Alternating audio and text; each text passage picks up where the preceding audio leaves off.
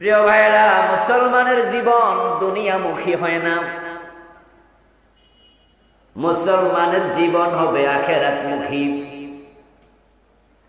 আর যারা কাফের মুশরিক তাদের জীবন আখিরাতমুখী হয় না, তাদের জীবন হয় দুনিয়ামুখী। এটা হলো একটা মূলনীতি।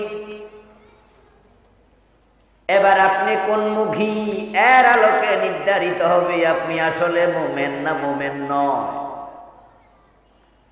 যদি আপনি আখিরাতমুখী জীবন গঠন করতে এখনো না পারেন, তাহলে বোঝা গেল প্রকৃত মুসলিমের তালিকায় আপনার নাম এখনো প্রবেশ করে নাই। আপনার মাথায় টুপি আছে, গায়ে জামা আছে, মসজিদে গিয়ে নামাজ পড়েন, কপালে কালো দাগ আছে, কিন্তু আপনার জীবনটা আখিরাতমুখী নয়। আপনি নামাজও পড়েন, সুদেও টাকা লাগান, এমন লোক বাংলাদেশে আছে কিনা? এটা আখিরাতমুখী জীবন। রোজা রাখি, ওজনে কম দেয়, মালে ভেজাল দেয়, নামাজ পড়ে 5 ওয়াক্ত, গোশ না দিলে ফাইলে সিগনেচার করে না, এমন ঘুষখোর নামাজি অফিসারও আছে না নাই? আপনি নামাজি, আপনি টুপিওয়ালা, দাড়িওয়ালা, কিন্তু আপনি আখিরাতমুখী নন। যারা আখিরাতমুখী হয় তারাই মুমিন। যারা আখিরাতমুখী জীবন গঠন করতে পারে নাই, তাদেরকে মুমিন বলার কোনো সুযোগও নেই। তাই তো আল্লাহ তাআলা কুরআন মাজিদে আমাদের সকলকে আখিরাতমুখী হতে বলেছেন। তিনি আমাদেরকে ছেড়ে দিলেন দুনিয়ায়, কিন্তু দুনিয়ামুখী হওয়ার জন্য পবিত্র কোরআনের একটা জায়গাতেও বলেন নাই। বরং তিনি বলেছেন, সারিউ ইলা মাগফিরাতিন মির রাব্বিকুম ওয়া জান্নাত আরদুহাস সামাওয়াতু ওয়াল আরদ। ও আমার বান্দারা, তোমরা সবাই মিলে তোমাদের রবের ক্ষমা এবং জান্নাতের দিকে দৌড়াও। জান্নাত কি দুনিয়াতে পাওয়া যায়? কথা বলেন, জান্নাত কি দুনিয়াতে না আখিরাতে? তো আল্লাহ আমাদেরকে ছাড়লেন দুনিয়ায়, কিন্তু দৌড়াইতে বললেন কোন দিকে? আখিরাতের দিকে, জান্নাতের দিকে। তোমরা জান্নাতের দিকে দৌড়াও, তোমাদের জীবনটাকে তোমরা আখিরাতমুখী করো। ফাস্তাবিকুল খায়রাত, কল্যাণের পথে, জান্নাতের পথে প্রতিযোগিতা করে দৌড় মারো। দুনিয়ার ব্যাপার আল্লাহর বক্তব্য, রাসূলের বক্তব্য হলো দুনিয়ার দিকে দৌড়ে লাভ নাই। কারণ দুনিয়ার আধিক্যতা চাই চাই করতে থাকবা, পেটের ক্ষুধা কোনোদিন ভরবে না, শেষ হবে না। আলহাকুমুত তাকাসুরু হাত্তা যুরতুমুল মাকাবির। আরো চাই করতে করতে, দুনিয়া করতে করতে কবরে যাওয়া লাগবে। দুনিয়ার তামান্না, দুনিয়ার আকাঙ্ক্ষা কোনোদিন শেষ হবে না। যে যত পায় সে আরো চায়, এই হলো দুনিয়া। তাই যে যত টাকাওয়ালা সে আরো টাকাওয়ালা হওয়ার জন্য পাগল হয়ে দৌড়ায়। কোন কবি বলেছেন, এই দুনিয়া হায় সেই বেশি চায়, যার আছে ভুরি ভুরি, রাজার হস্ত করল সব, কাঙ্গালের ধন চুরি। আমার প্রিয় বন্ধু ইবনে ওমর রাদিয়াল্লাহু তাআলা আনহু আমাদেরকে বলছেন, রাসূলের বড় সাহাবী, উনি দুনিয়ার মানুষকে উপদেশ দেয়, যা আসবাতা ফালা তানতাজিরিল মাসাফ ওয়া ইযা আমসাইতা ফালা তানতাজিরিস সাবাহ। শোনো মানুষ, সকালবেলা ঘুম থেকে যখন উঠবা, তখন সন্ধ্যা পর্যন্ত বাঁচবা এই আশা করিও না। সন্ধ্যাবেলায় যখন উঠবা, সন্ধ্যাবেলা যখন পৌঁছবা, সকাল পর্যন্ত বাঁচবা এই আশা করিও না। এমনও তো হতে পারে সকাল হবে কিন্তু তুমি থাকবা না। সকালবেলায় ঘুম থেকে উঠেছ, সন্ধ্যা হবে, কিন্তু হতে পারে তুমি থাকবা না। এজন্য প্রিয় নবীজি আমাদেরকে বলছেন, কুন ফিদ দুনিয়া কান্নাকা আবিরু সাবিল। ও মুসলমান, তুমি দুনিয়ায় থাকো একজন পথিকের মতো। ওয়াউদ্দা নাফসাকা মিন আহলিল কুবুর, নিজের রাজা বাদশা মনে করিও না, নিজেকে কবরের বাসিন্দা মনে করো। কারণ কবরে কখন যাওয়া লাগে তার কোনো ঠিকানা নাই। বাড়ি বানাও, ঘর বানাও, মিস্ত্রি তোমাকে আইডিয়া দেবে, জানাইয়া দেবে ঘর বানানো শুরু করছি, 4-6 মাস লাগবে। আশা করা যায় 6 মাস পরে ঘরে থাকতে পারবেন। ইঞ্জিনিয়ার ডিজাইন বানাইয়া দেবে, মিস্ত্রি কাজ করবে, ঘরে থাকবা 6 মাস পরে। আইডিয়া তুমি পেতে পারো, কিন্তু কবর নামক ঘরে তুমি কবে যাওয়া লাগবে এই আইডিয়া দুনিয়াতে দেওয়ার ক্ষমতা কারো নাই। এমন হতে পারে সকালে তুমি কবরে যেতেই। এমন কোন দিন নাই যেদিন মৃত্যু আমাদেরকে ডাকে না। এমন কোন দিন নাই যেদিন কবর আমাদেরকে আহ্বান করে না। এমন কোন দিন নাই যেদিন মানুষ কবরে যায় না। আপনি যান নাই, আপনার এলাকার কেউ গেছে, আবার সামনে আপনি যাবেন, অন্য থেকে যাবে, সবাই যেতে হবে। দুনিয়া থাকার কোনো সুযোগ নাই। তাই আল্লাহ তাআলা দুনিয়ার দিকে দৌড়াতে বলেন নাই। মুমিনের জীবনটাই হবে আখিরাতমুখী।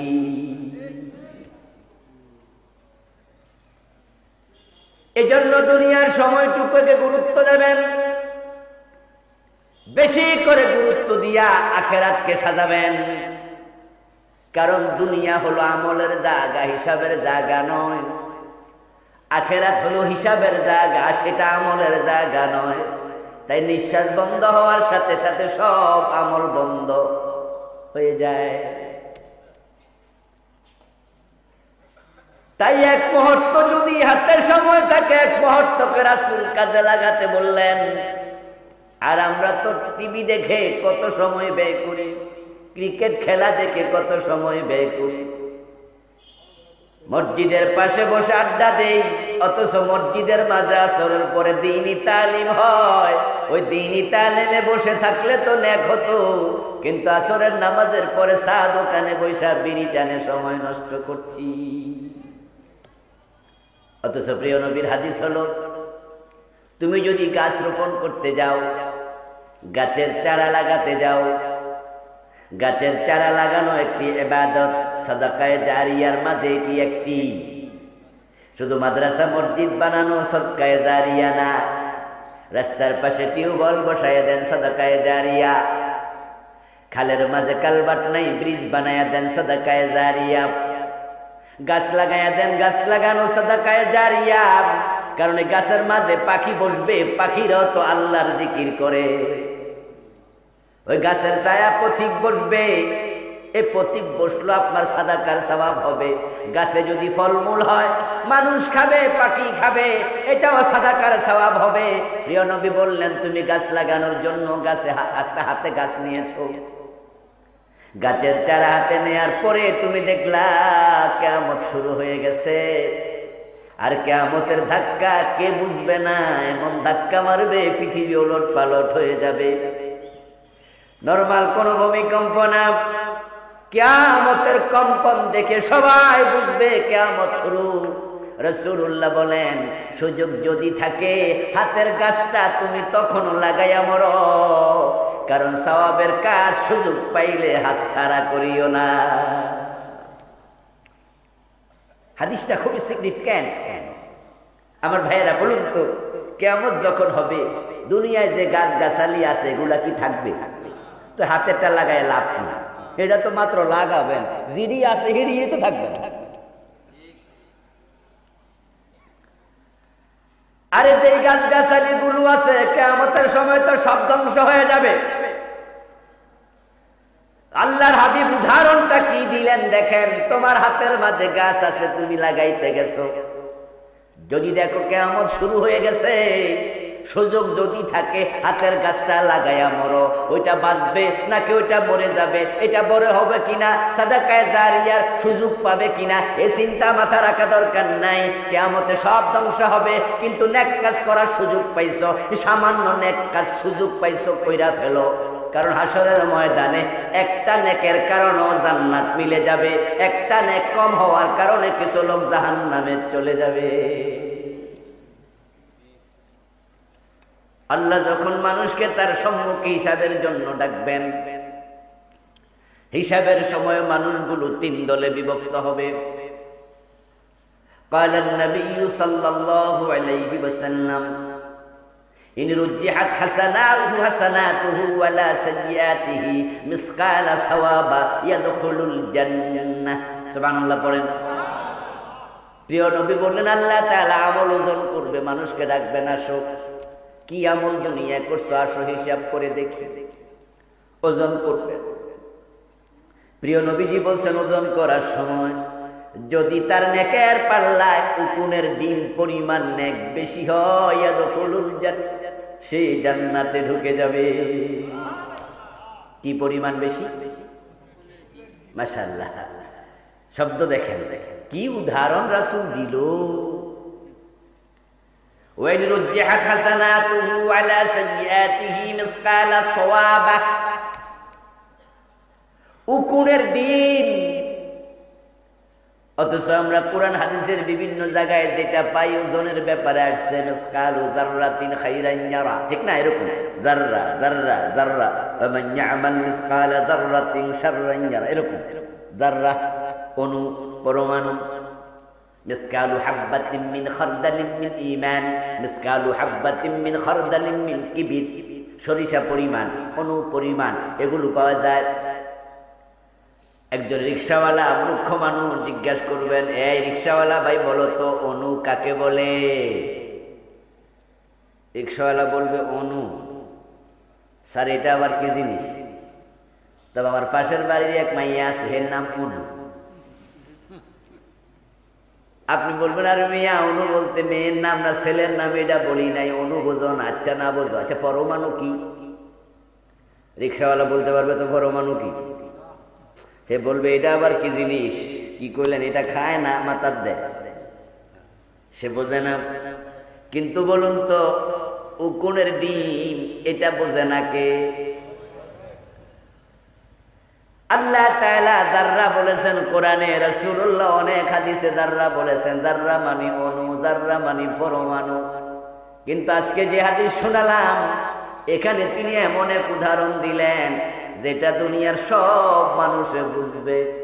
মিসকালু সাওয়াবা, ওটা উকুনের ডিম পরিমাণও যদি বেশি হয় তাহলে কত ছোট হবে? ও প্রিয় ভাই, এমন কিছু উকুন আছে মহিলাদের মাথার চুলের মাঝে হয়, চুলের গোড়ায় বইয়া থাক, সবাই চোখেও দেখে না। এটা যারা চোখওয়ালা তারা টান মাইরা বাইর করে, তারপরেও কোনটারে নখের উপর রাইখা চাপ মারলে ঠুস করে আওয়াজ হয়, তখন বোঝে এটা মারা গেছে। এত ছোট ওই উকুন যদি এত ছোট হয়, তার ডিম কত ছোট।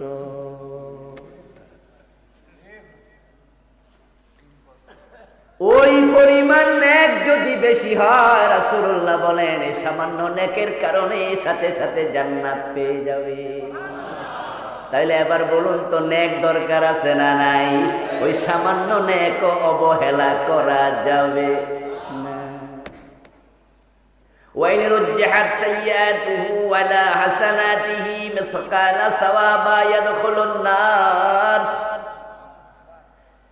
প্রথম দল জান্নাতে চলে গেল উকুনের ডিম পরিমাণ নেক বেশি।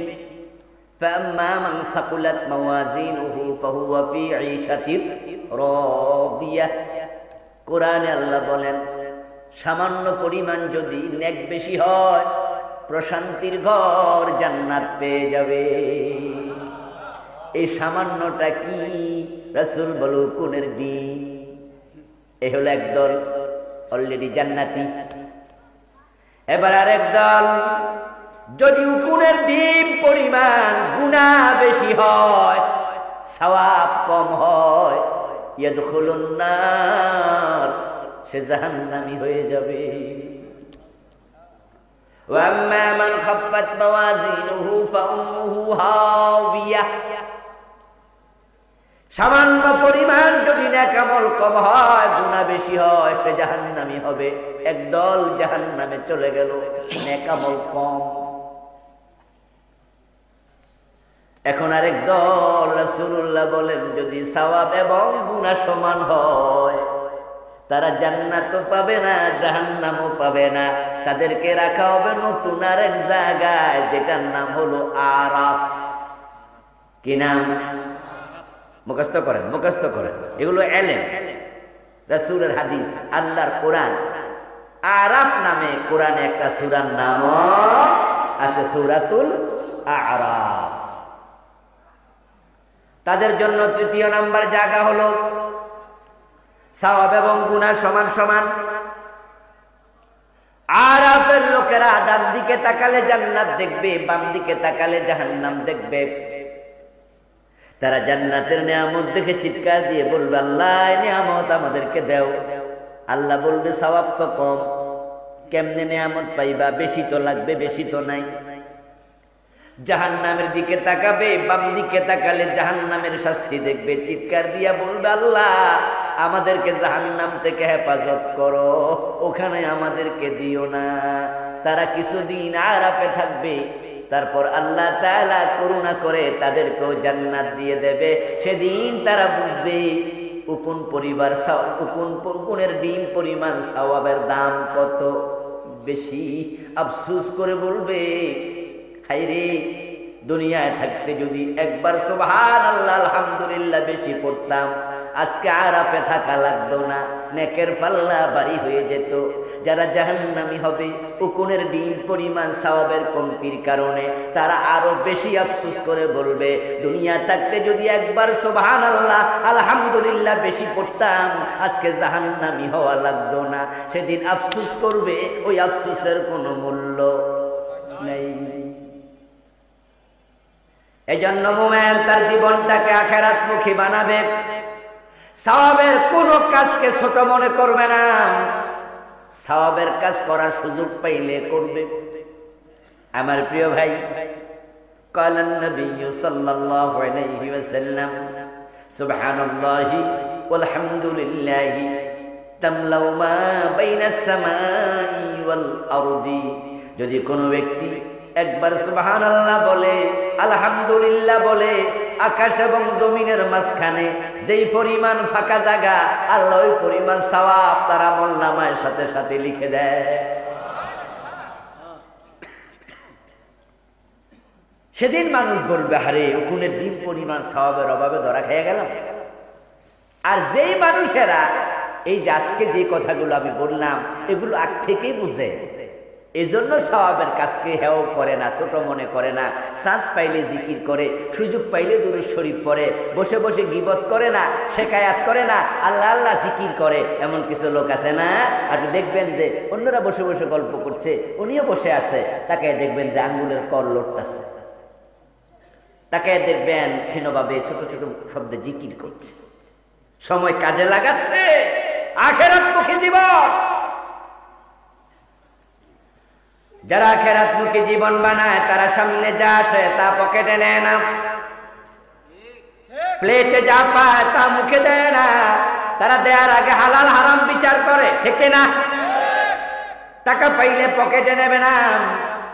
পথে পড়ে আছে 1000 টাকার নোট, বান্ডিল পড়ে থাকুক 1 লাখ টাকার, ও ব্যক্তি মনে মনে ভাববে, এটা তো আমার টাকা না, এটা পকেটে আমি নেব কেন নেব? নেয়ার তো প্রশ্নই আসে না। এই হলো যারা আখিরাতমুখী জীবনওয়ালা। আবার আরেকজন আপনার পকেটে যদি 1 লাখ টাকা থাকে, টের পায় কোনোভাবে, আপনার পিছনে গুড় গুড় করবে, কোন চান্সে নিয়ে যাবে।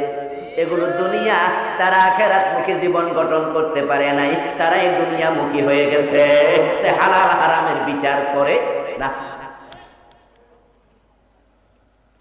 কিছু লোক আছে দেখবেন কথা কম বলে, কোন বিষয় জিজ্ঞাসা করলে বলে আমি এটা জানি না।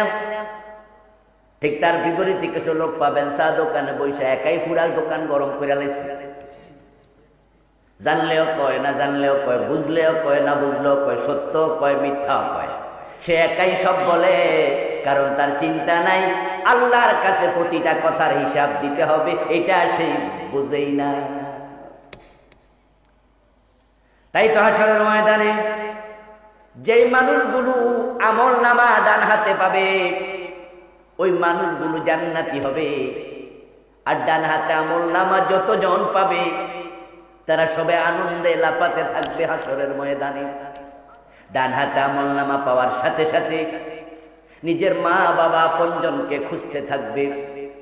ওয়া আম্মা মান উতিয়া কিতাবাহু বিয়ামিনি فسوف يحاسب حسابا يسيرا وينقلب إلى أهله مسرورا।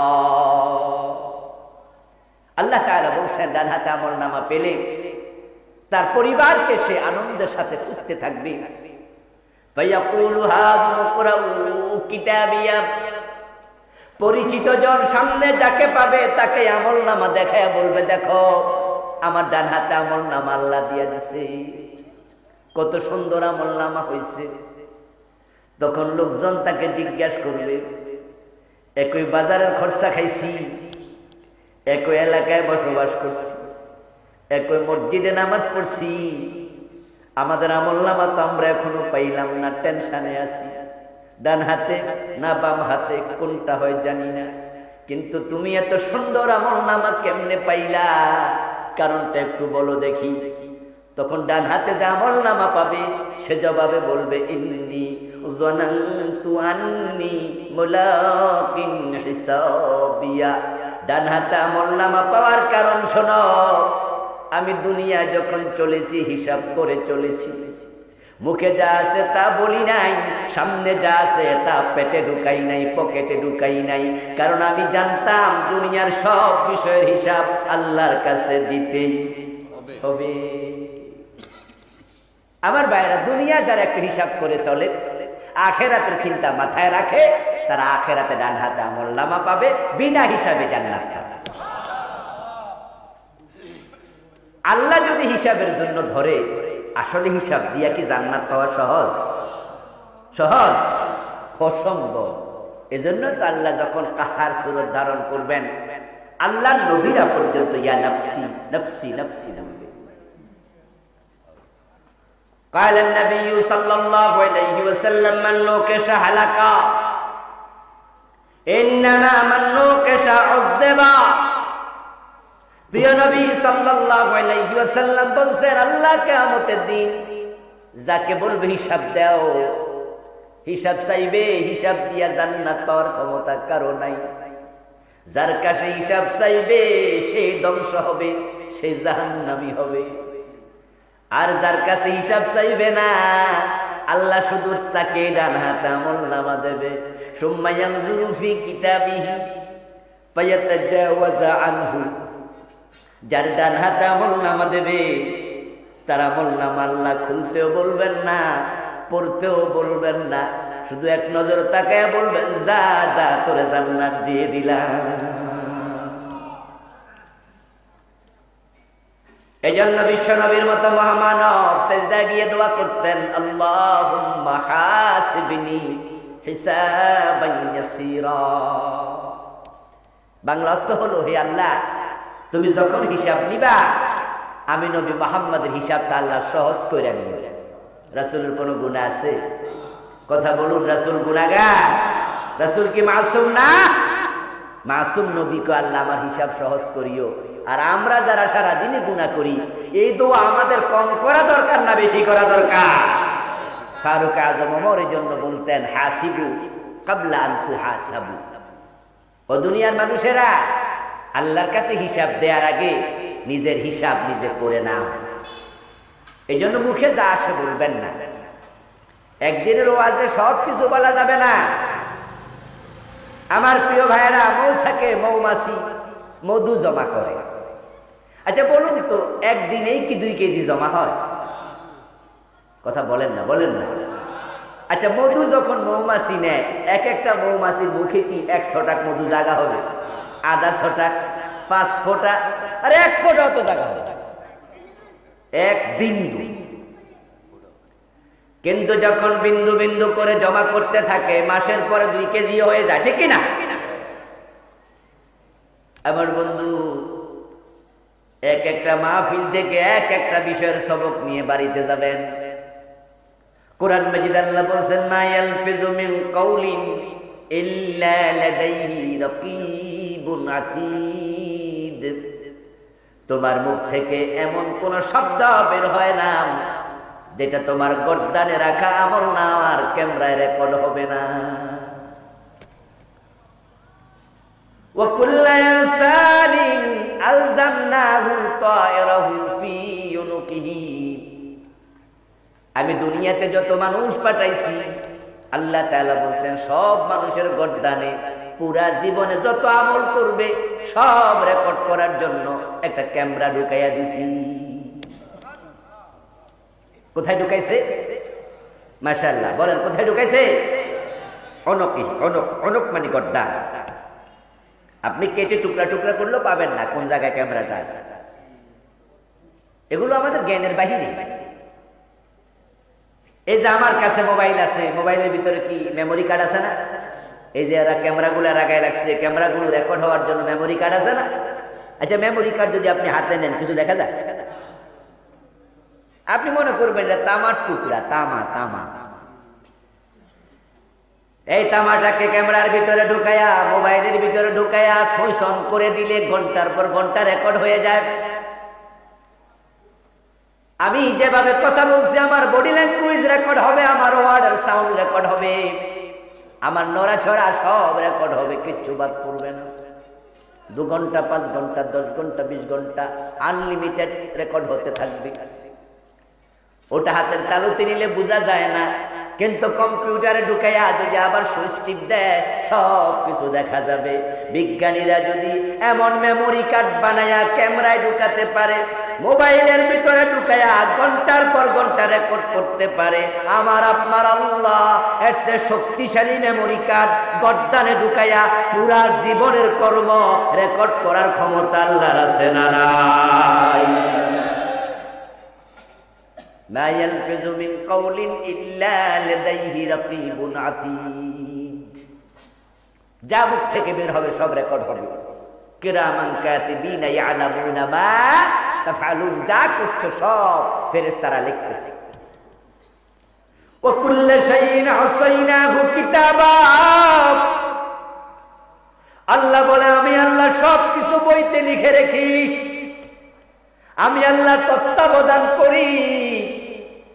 আনু আকরাবু ইলাইহি মিন হাবলিল ওয়ারিদ।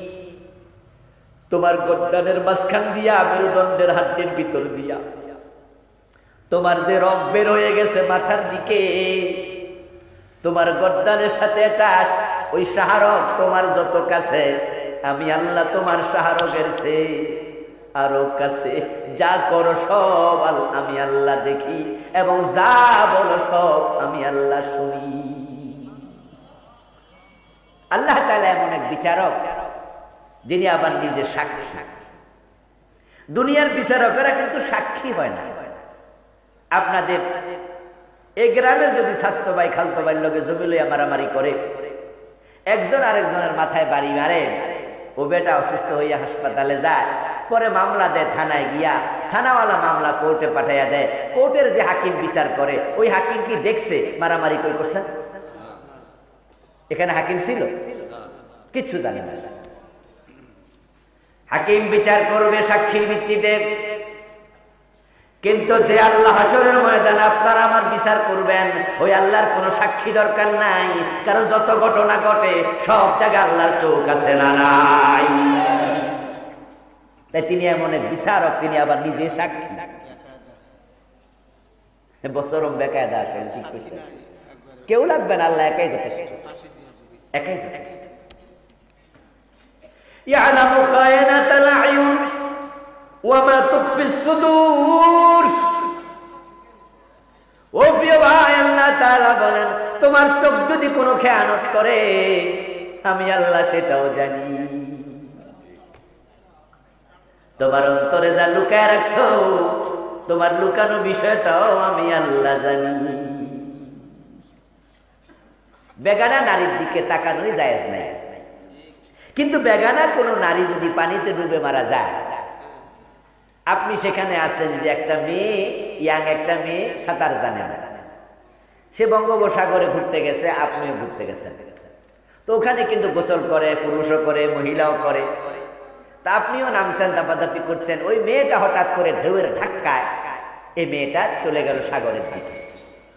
মেয়েটা সাঁতার জানে না, তাই সে একটু পানিতে যাওয়ার পরে এখন পায়ের তলায় মাটি আর নাই, ঢেউয়ের কারণে এক ধাক্কায় নিয়ে গেছে, মেয়েটা এখন হাবুডুবু খাচ্ছে। যারা মাসালা জানেন তারা একটু জবাব দিয়েন, ওই মুহূর্তে মেয়েটাকে বাঁচানোর চেষ্টা করা জায়েজ না ফরজ? জায়েজ মানে কি জানেন? জায়েজ মানে হলো করলেও অসুবিধা নাই, না করলেও অসুবিধা নেই। ওই সময় মহিলার দিকে তাকানো শুধু জায়েজ না, বেগানা মহিলার দিকে তাকানো হারাম। আর যখন সে পানিতে ডুবে পড়তেছে তখন শুধু মাসালা জায়েজ না, এখন তাকে বাঁচানোর চেষ্টা করা ফরজ। আমার প্রিয় ভাই, আপনার অবহেলার কারণে যদি মেয়েটা মরে যায়, তাহলে আল্লাহর কাছে আপনি জবাব দিতে হবে, কুনতুম খায়রা উম্মাহ উখরিজাত লিন-নাস, তোমরা সৃষ্টির সেরা, মানুষের কল্যাণের জন্য তোমাদের বানাইছি। তোমার চোখের সামনে একটা মাইয়া মরে গেল পানিতে ডুবে, তোমার বুঝি কোনো দায়িত্ব নাই? এখন আপনি মহিলাটাকে বাঁচাতে হবে। আপনি সাঁতার জানেন, আচ্ছা বাঁচাইতে গেলে ওর দিকে শুধু তাকায় থাকলে চলবে না, ধরা লাগবে। কথা কয় না রে ভাইয়া, ধরা লাগবে কিনা? এখন ধরাটাও জায়েজ, বরং ধরতেই হবে। আচ্ছা ধরতে গিয়া মাইয়ার গায়ে যখন হাত দিছেন, উদ্দেশ্য ভালো না মন্দ দুনিয়ার কেউ জানে না, যারা পারে দাঁড়াই আছে তারাও দেখবে যে এই ভাইয়া লোকটা কত ভালা, একটা ডুবন্ত মহিলাকে ধরে বাঁচাইছে। কিন্তু ধরতে গিয়ে যদি আপনার অন্তরে দুই নাম্বারই থাকে, ইয়ালামু খায়নাতাল আয়ুন ওয়া মা তুখফিস সুদূর, আল্লাহ কয় তুমি তাকানোর সময় কোন দিকে তাকাইছো, ধরার সময় কই দেখছো, আমি আল্লাহ সেটাও জানি। কিচ্ছু লুকাইতে পারবেন না, কিচ্ছু লুকাইতে পারবেন না।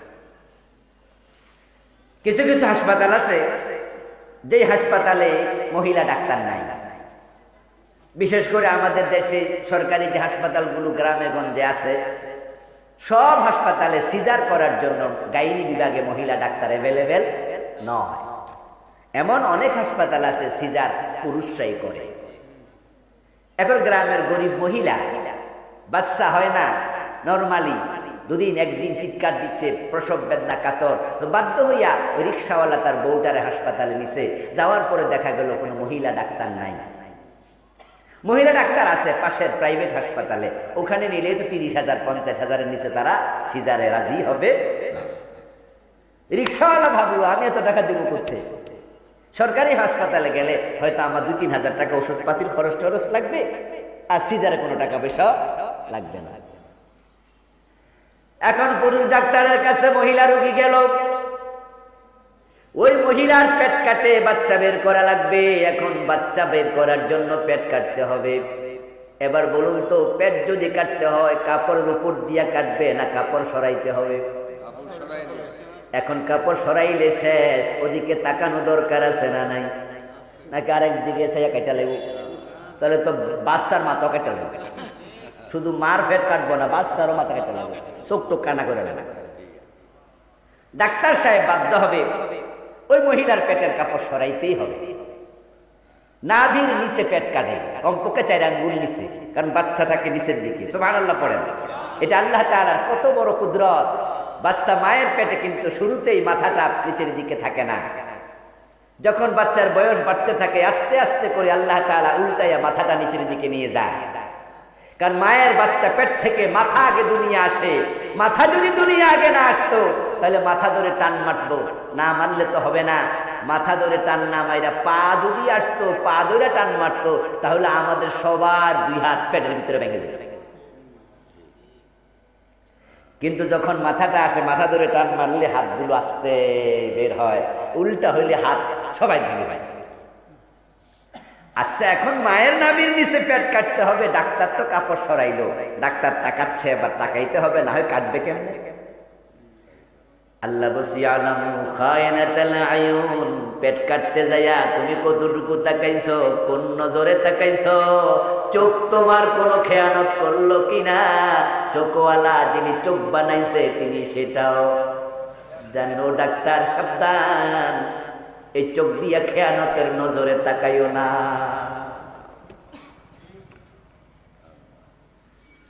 ও প্রিয় ভাই, আপনি যদি ডাক্তার হন তাহলে আপনি মহিলা রোগী দেখবেন, ওই মহিলা রোগীর জিহ্বা দেখা দরকার নাই, চোখ দেখলে যথেষ্ট। কিন্তু আপনি মনে মনে ভাবলেন বেড়ি তো বোরকা পইরা আইছে, নাক টাক বাইন্দা আইছে, তো শুধু চোখ দেখলে তো আর বুঝি না মেয়েটা সুন্দর না কালা, তাই আমি একটু দেখতে চাই মেয়েটা কেমন সুন্দরী, তাই ফাও ফাও কইলেন যে জিহ্বা দেখান। আর জিহ্বা দেখাইতে গেলে তো মেয়ে নিশ্চয়ই চেহারার কাপড় নিচে নামাইতে হবে। এক চান্সে আপনি জিহ্বার কথা কইয়া চেহারায় দেখ খেলাইছেন। আল্লাহকে তুমি কোন নজরে তাকাইছ ওই রোগী বোঝে না, কিন্তু আল্লাহ বোঝে কিনা।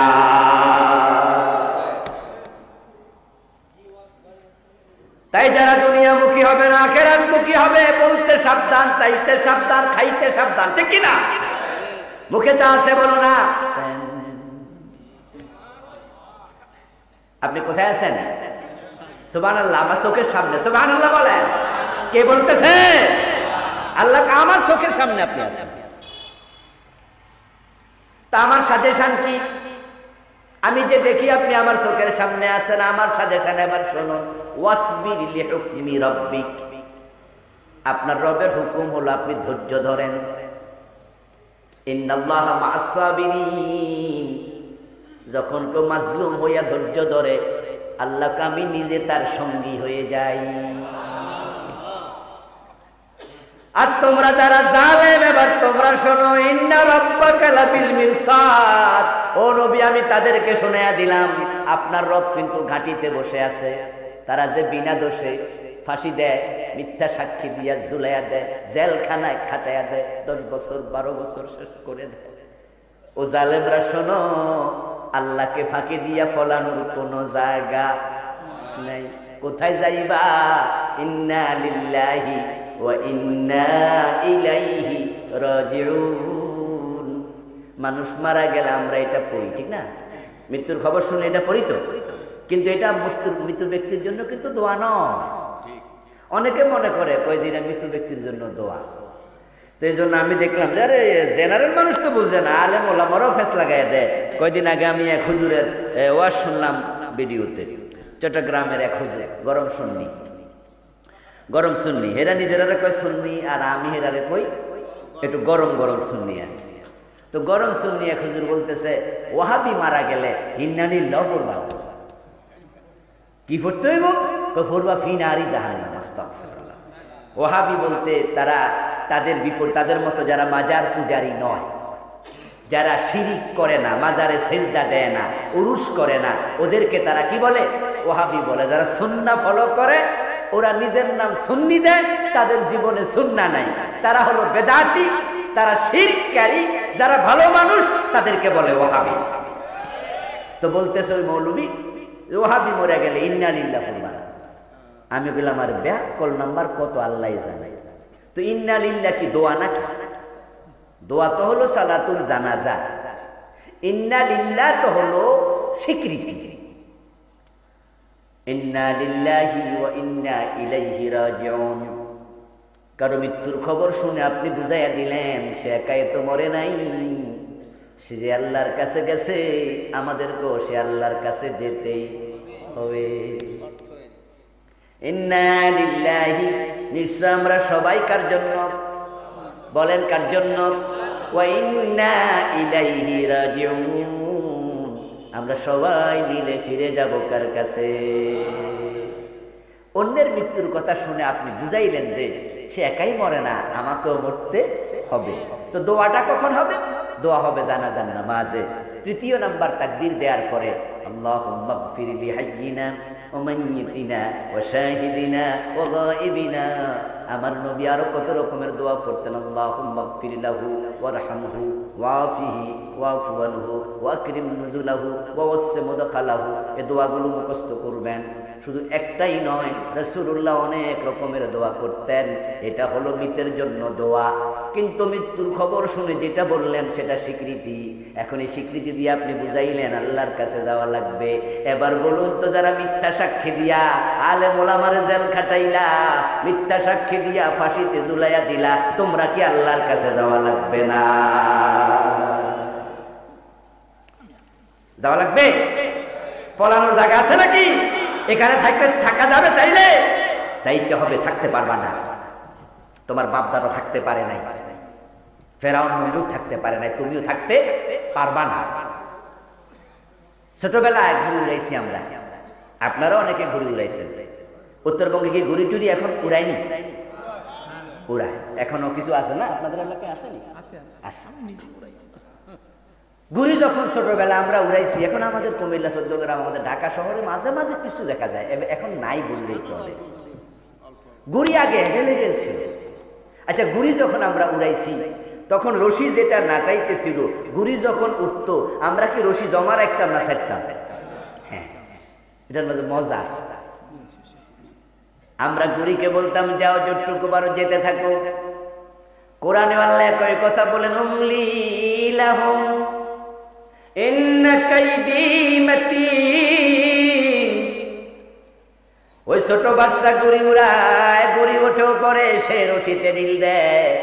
আল্লাহ কুমলি লাহুম, আমিও জালেমদেরকে রশিতে ঢিল দিয়া দিছি। এবার ঘুড়ি উঠতে উঠতে বহু দূরে চলে গেল। ওখানে যাওয়ার পরে মাথা নাড়ে, ঠিক না? এক পর্যায়ে ঘুড়ি এরকম করে নড়ে।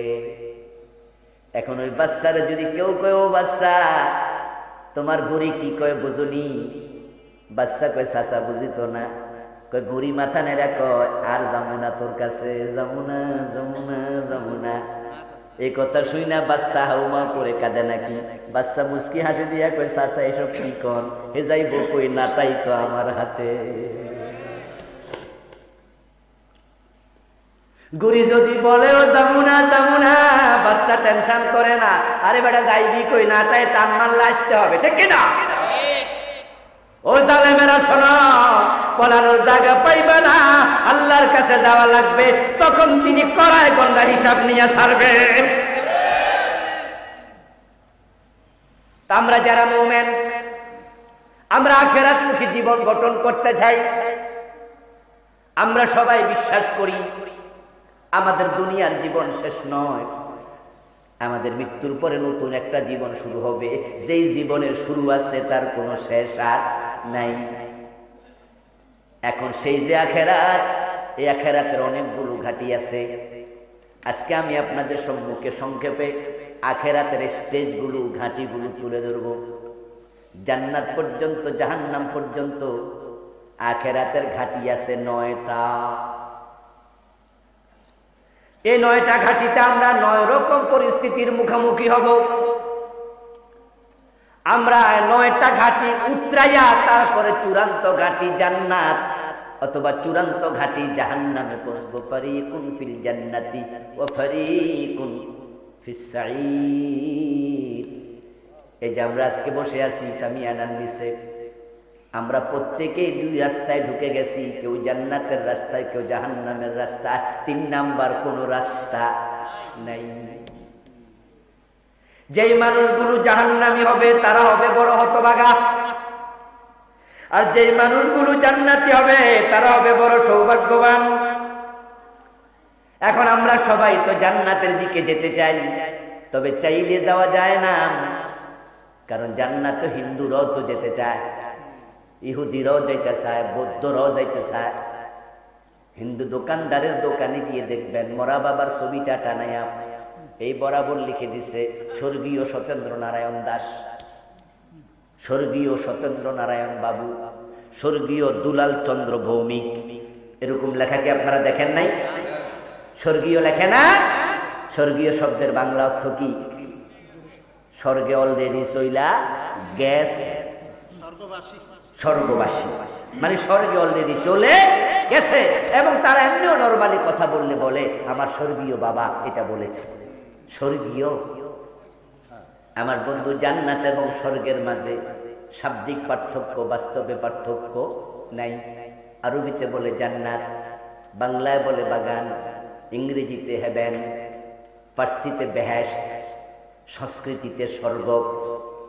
জিনিস তো একটাই, কেউ বলে চোখ, কেউ বলে নয়ন, কেউ বলে লাউ, কেউ বলে কদু, কেউ বলে বউ, কেউ বলে বধূ, কেউ বলে আনন্দ, কেউ বলে ফুর্তি, কেউ বলে ভাস্কর্য, আমরা বলি সেটাই হলো মূর্তি। জিনিস কয়টা? হ্যাঁ একটা, পার্থক্য নাই। আমার প্রিয় ভাইয়েরা, এখন বেটা বলল স্বর্গীয় জান্নাতি। আমি যদি বলি আবু বকর স্বর্গীয়, হযরত ওমর বেহেশতি, ওসমান হলো জান্নাতি, তিনজন তিন জায়গায় নাকি? নাম তিনটা, জিনিস তো একটা। এই যে হিন্দু ভদ্রলোক লিখে বললো তার বাবা স্বর্গীয়, আসলে কোন হিন্দু স্বর্গে গেছে? জান্নাতে গেছে। কোন হিন্দু জান্নাতে যাওয়ার সম্ভাবনা আছে, কিন্তু শখ আছে না নাই? শখ আছে। এই যে আপনারা আজকে বসে আছেন, আজকের এই মাহফিলে যারা আছেন, জান্নাতে কে না যেতে চায়? আমরা সবাই চাই। চাওয়ার কারণেই তো মাটিতে বসে গেছে। অহংকার নাই। হুজুররা কিছু কথা বলবে, হয়তো জান্নাতের পথে এক কদম আগাইতে পারবো। আমার বন্ধু, জান্নাতে যাওয়ার জন্যই তো আপনি ফজরের টাইমে শীতের মাঝে উজু করে মসজিদে চলে যান, 5 লাখ 7 লাখ খরচ করে মক্কায় হজ করতে যান, চৈত্রের দুপুরে রোজা ভাঙে না, রোজা রাখেন। শক্ত আছে, কিন্তু যারা সুদে টাকা লাগাইয়া রাখছ, তুমি জান্নাতে যাওয়ার জন্য নামাজ রোজা করছো, তুমি আসলে জান্নাত পাইবা না। চাইলে জান্নাত মিলে না, কারণ সুদ খাইলে 73 গুনাহ হয়। সবচেয়ে ছোটটা হলো নিজের মায়ের সাথে জেনা করা। তুমি তো তোমার মায়ের সাথে জেনা করতেছো, তুমি জান্নাত পাইবা কেমনে?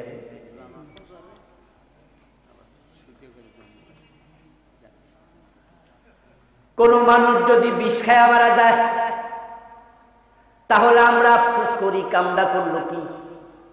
কেউ যদি ফাঁসিতে ঝুলে মারা যায়, আমরা আফসোস করে বলি কামড়া করলো কি। আরে এমন একটা কাম করছে, কবিরা গুনাহ করলো, আত্মহত্যা কবিরা গুনাহ। এই কবিরা গুনাহ থেকে তাওবার সুযোগ আর মিলবে না, কারণ বেটা তো মইরাই গেছে, তাওবাটা করবো কেমন?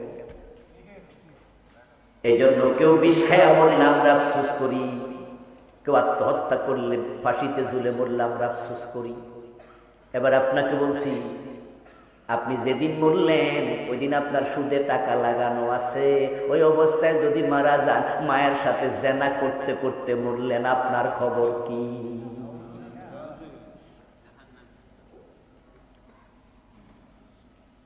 ও প্রিয় ভাই, আপনাকে বলছি, আপনার মৃত্যুর 7 দিন আগে আজরাইল আইসা বলে যাবে। কি কয়ে যাবো? যে আপনি রেডি হন, আমি আগামী সপ্তাহে আইতেছি।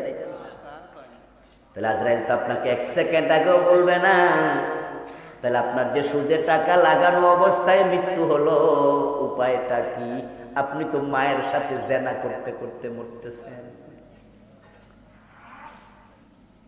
মানাকালা দিরহাম রিবা ওয়া হুয়া ইয়ালাম আন্নাহু আশাদ্দু মিন 36 জিনা।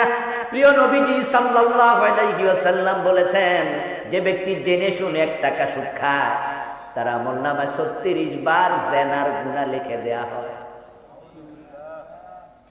তো যারা সুদে টাকা লাগায় রাখছেন, প্রতিদিন 10 টাকা, 20 টাকা, 100, 500, 1000 সুদ খাচ্ছেন, তাইলে 1 টাকা সুদ খেলে 36 বার জেনা করতেছেন। দিনে 100 টাকা সুদ খেলে 3600 বার একদিনে জেনা করতেছেন। দিনে 1000 টাকা যদি সুদ হয়, দিনে 36,000 বার আপনি জেনা করতেছেন। আপনার নামাজ রোজা আপনাকে জান্নাতে কেমনে নেবে? আপনার সুদ তো আপনাকে টেনে জাহান্নামে ফেলে দেবে। এই জন্য আখিরাতে চিন্তা মাথায় রাখেন, জান্নাতি যারা হতে চায় তারা দুনিয়ামুখী হবে না।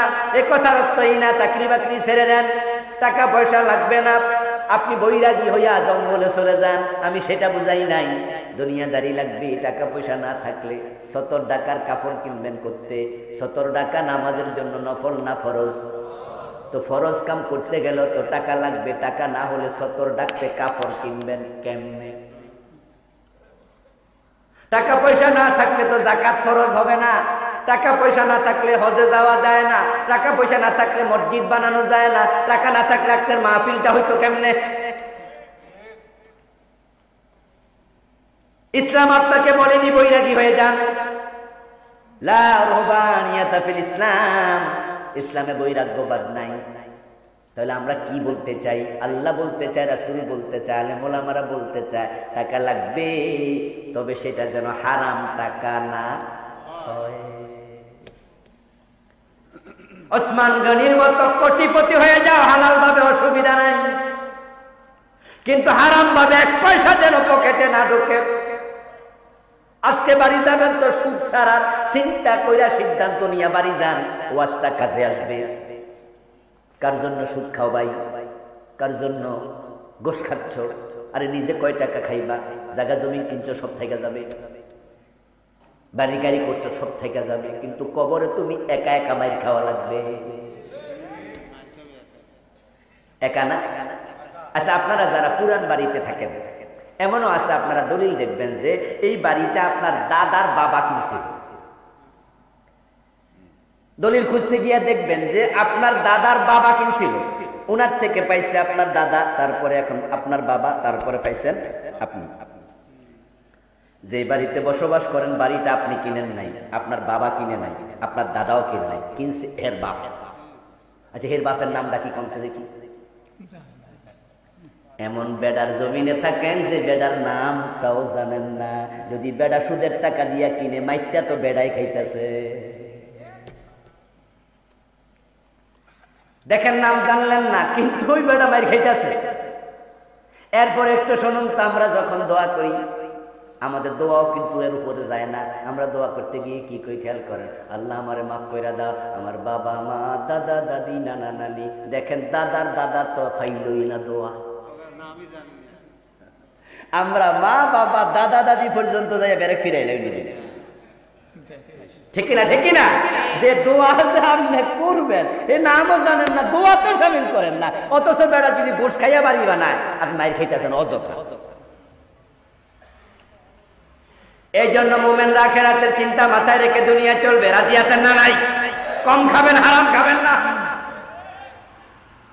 ওই জান্নাত পর্যন্ত পৌঁছতে হলে 9টা ঘাটি পার হওয়া লাগবে। 1 নম্বর ঘাটির নাম মৃত্যু।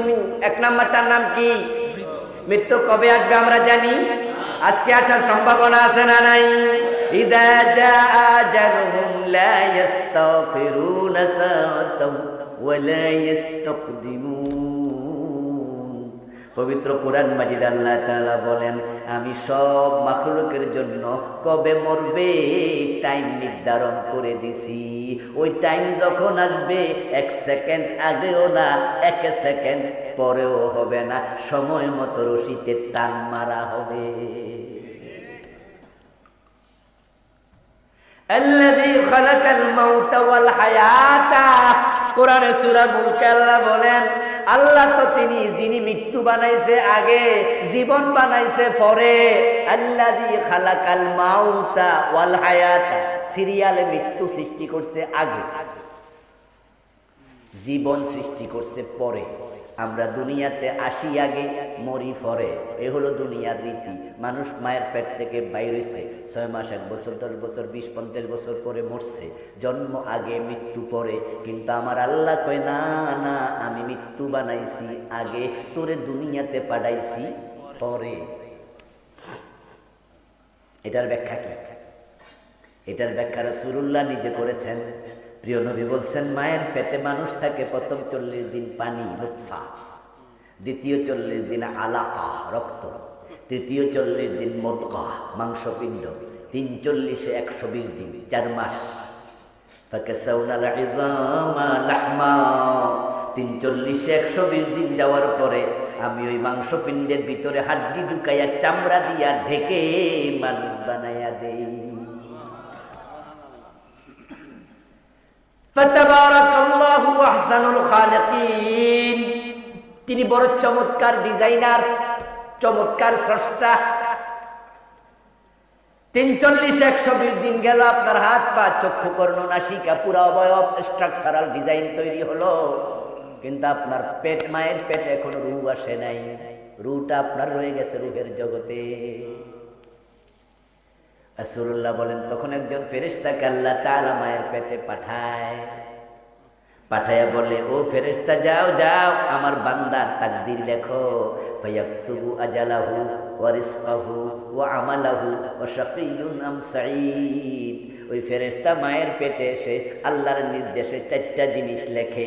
1 নাম্বার লেখে, এই যে বান্দা তুমি মায়ের পেট থেকে কয়দিন পরে দুনিয়ায় যাইবা, তুমি সেখানে কয় বছর, কয় মাস, কয় দিন, কয় ঘন্টা, কয় সেকেন্ড, কয় মাইক্রো সেকেন্ড থাকবা, আগে তোমার সময়টা ফাইনাল করি।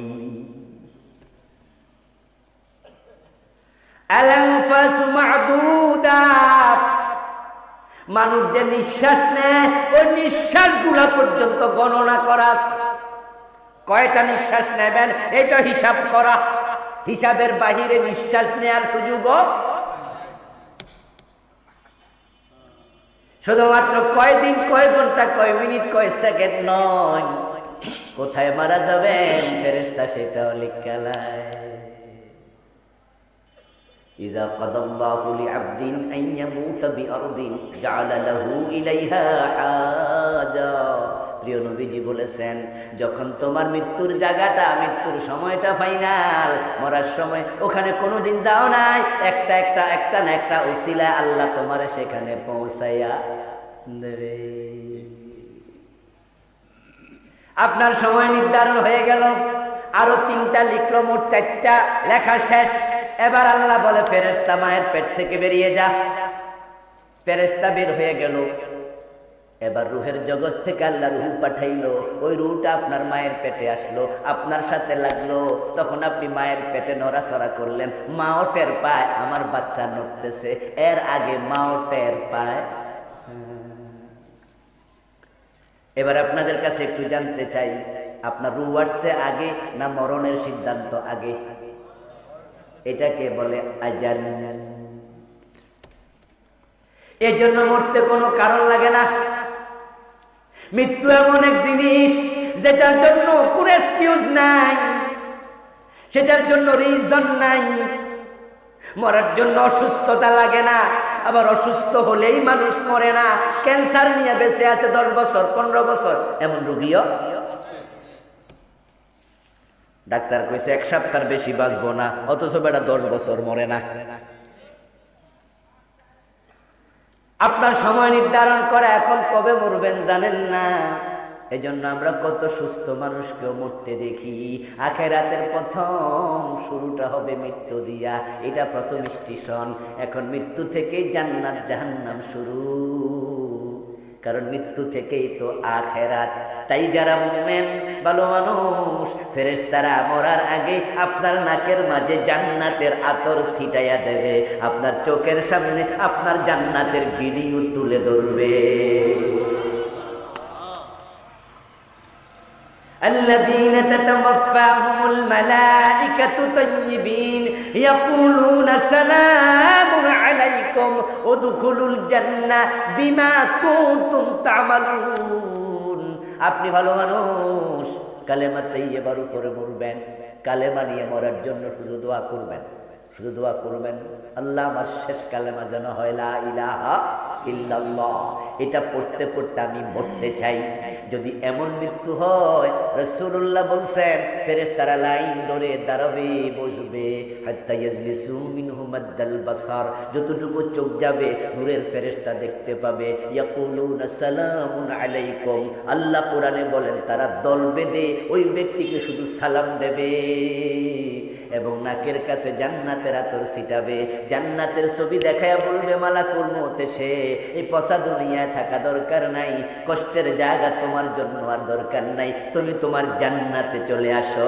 তখন পানির মশক থেকে পানি ঢেলে দিলে পানি যেমন পড়ে যায়, ধাক্কা দেয়া লাগে না, আলতোভাবে পড়ে যায়, রুহটা ঠিক একবারে বিনা কষ্টে আলতোভাবে বের হয়ে যাবে।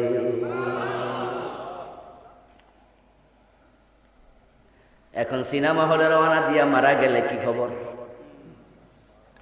ডাকাতি করতে যাইয়া মারা গেছে, পাবলিকের মাইর খাইয়া এমন লোক আছে না নাই? চুরি করতে যাইয়া ধরা খাইছে, গণপিটুনিতে মইরা গেছে, কালেমা নিয়া মরব তো। ওয়ালাউ তারা ইয ইয়াতাওয়াফফাল্লাযীনা কাফারুল মালায়েকাতু ইয়াদরিবুনা উজুহাহুম ওয়া আদবারাহুম ওয়া যূকু আযাবাল হারীক। আল্লাহ বলছে যারা পাপিষ্ঠ, যারা কাফের, যারা ফাজের, যারা জালেম, জীবনটা সুন্দর করে সাজাও নাই, ওই অবস্থায় যদি মৃত্যু হয় ফেরেশতা আল্লাহ তখনও পাঠায়। ওই ফেরেশতাদেরকে পাঠানোর সময় বলে জাহান্নামের আগুন দিয়ে বানানো চাবুক নিয়ে যা। يضربون وجوههم وأدبارهم وذوقوا عذاب الحريق। আল্লাহ বলেন ফেরেশতা এসে তার চেহারার মাঝে, তার পিঠের মাঝে জাহান্নামের চাবুক দিয়ে পিটাতে থাকে আর বলে জ্বলে যা, পুড়ে যা, ছাই হয়ে যা। জাহান্নামের শাস্তি শুরু হয়ে গেল আস্বাদন কর। পিটাইতে পিটাইতে জানটা কবজ করে। নাউযুবিল্লাহ। এই জন্য মৃত্যুর জন্য প্রস্তুতি নিয়ে থাকা উচিত, কারণ মরার তো এক সেকেন্ড আগেও জানানো হবে না। আরে মৃত্যুর খবর তো আল্লাহ নবীদেরকেও জানায় নাই, আমনে কেডা? নবী সুলাইমান আলাইহিস সালাম ঘরের বাহিরে লাঠিতে দাঁড়ানো অবস্থায় মসজিদে আকসার সামনে মারা গেছে। যদি আগে জানানো হতো নিশ্চয় তিনি ওই দিন বাহির হইতেন না। আমি যদি জানতাম, আপনি যদি জানতেন আজকে রাতের 11, সাড়ে 11টায় মৃত্যু হবে, 12টায় মৃত্যু হবে, আজকের মাহফিলে আমি আইতাম নি, তাই না আনতে পারত না।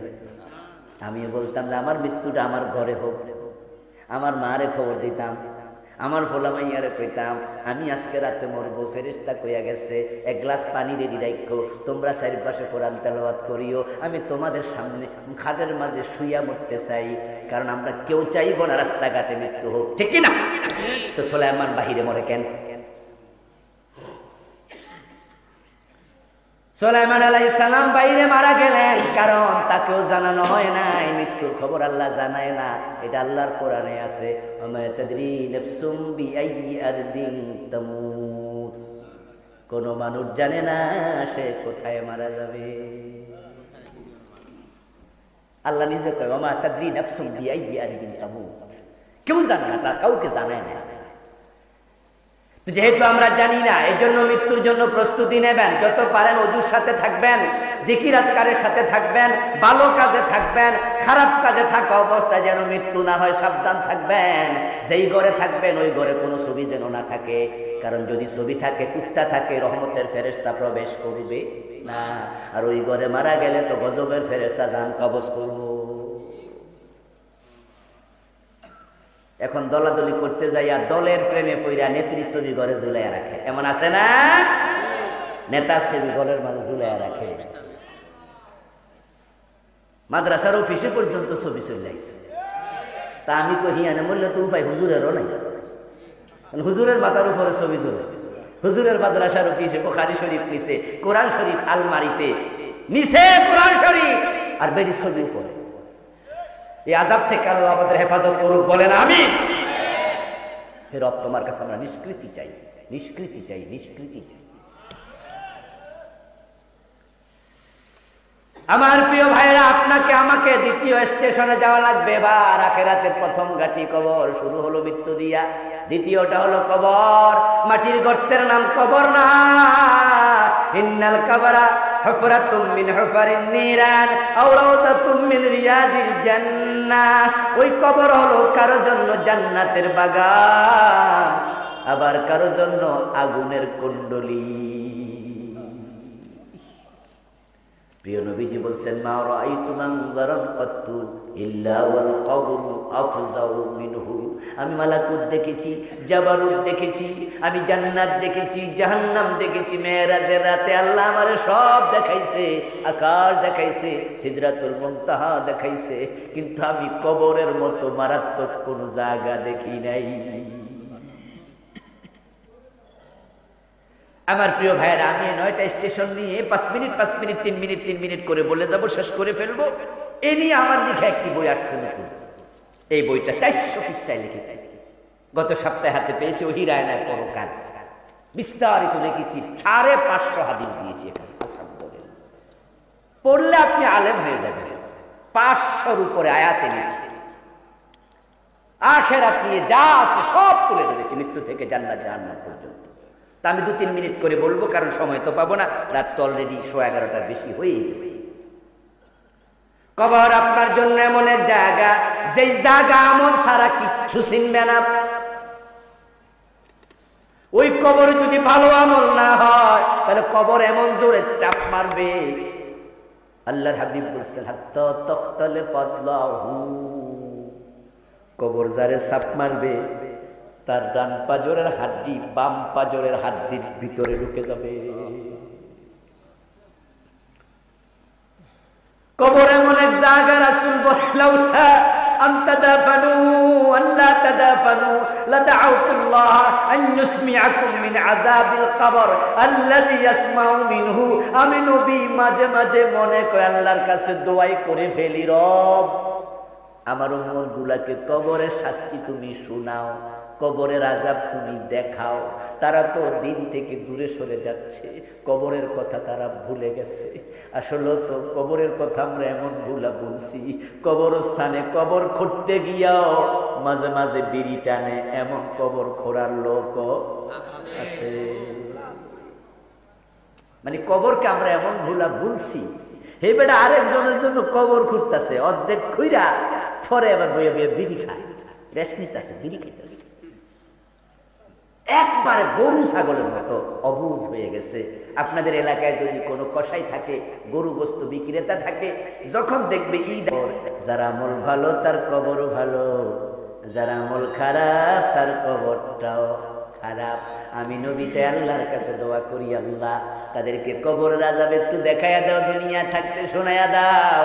কিন্তু আমি এই দোয়াটা করি না, কারণ কবরের আযাব কেমন তা যদি দেখতে আর শুনতে আপনজনদেরকে কবর দিতে রাজি হতে না।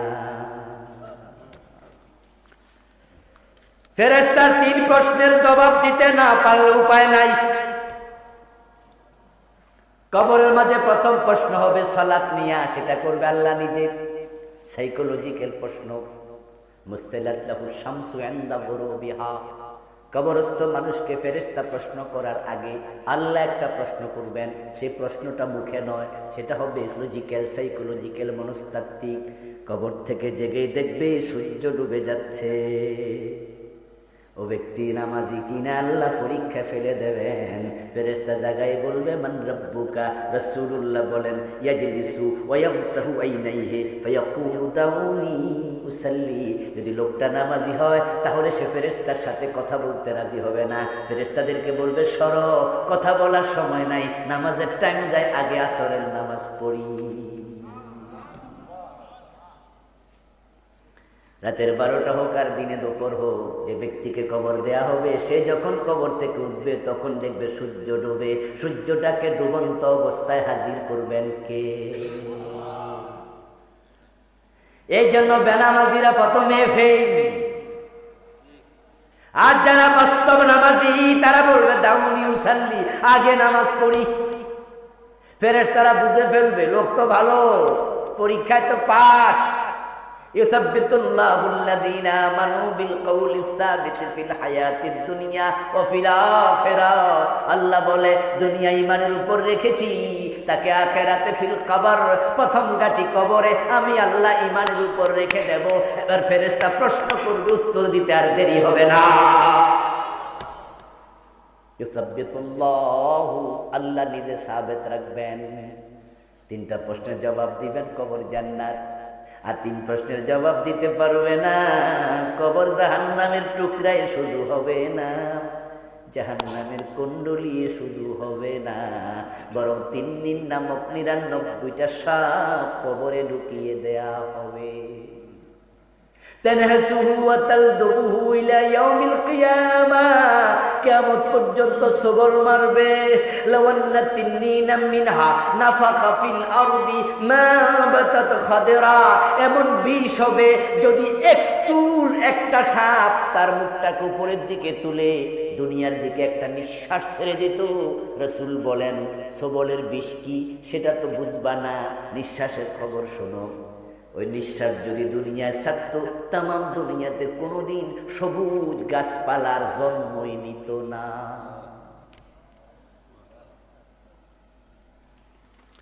ইউদাইয়াকু আলাইহি আমা ওয়া আসাম, আমা ওয়া আসাম। প্রিয় নবী বলেন এর মাঝে আবার এক অন্ধ ফেরেশতা কবরে ঢুকবে যে কানেও শোনে না। মা হুম মিজরাবাতুম মিন হাদীদ, তার সাথে থাকবে লোহার একটা হাতুড়ি। ওই হাতুড়ি কত বড় হবে? রাসূল বলে শোনো, লাউ দুরিবা বিহা জাবালুন নাসারা তারাবা, ওই হাতুড়ি এত বড় হবে যদি কোনো বড় পাহাড়কে একটা বার আঘাত করা হতো হাতুড়ি দিয়া, পুরা পাহাড়টা ধুলাবালি হয়ে আকাশে উড়ে যেত। ওই হাতুড়ি দিয়া কবরের লোকটারে কিয়ামত পর্যন্ত পিটাতে থাকবে।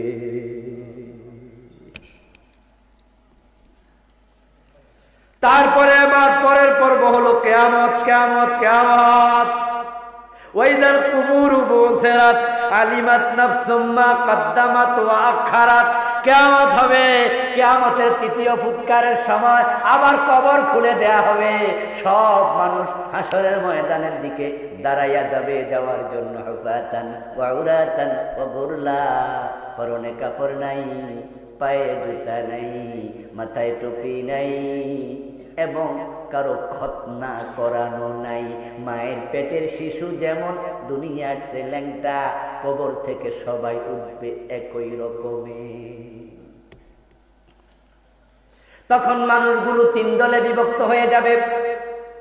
যে হাদিসটা ভূমিকায় পড়েছি, সিনপান মুশাতা ও সিনপান রিকবানা ও সিনপান আলা উজুহিহিম, তিন দলে ভাগ হবে।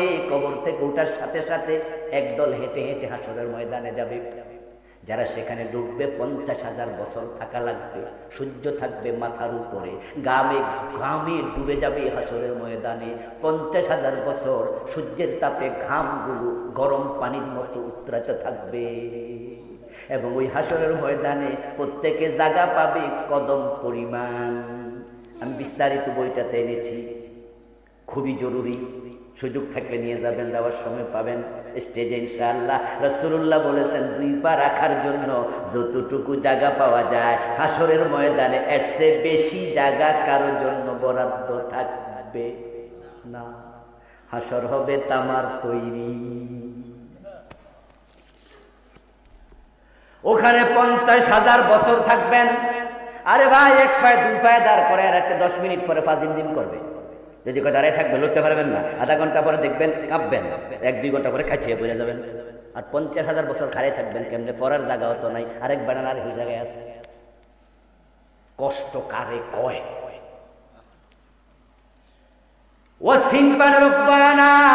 কিন্তু আবার আরেক দল বড় সৌভাগ্যবান, তারা হাসরের মাঠে ঢুকবে না, বরং কবর থেকে ওঠার সাথে সাথে দেখবে কবরের পাশে জান্নাতের গাড়ি নিয়ে ফেরেশতা হাজির হইয়া দাঁড়াইয়া রইছে।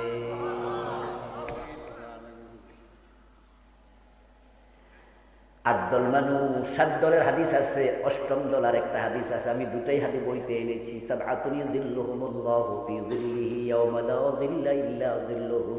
7 ধরনের মানুষ যাদেরকে জান্নাতের গাড়িতে করে ডাইরেক্ট আরশে আজিমের নিচে নিয়ে যাওয়া হবে।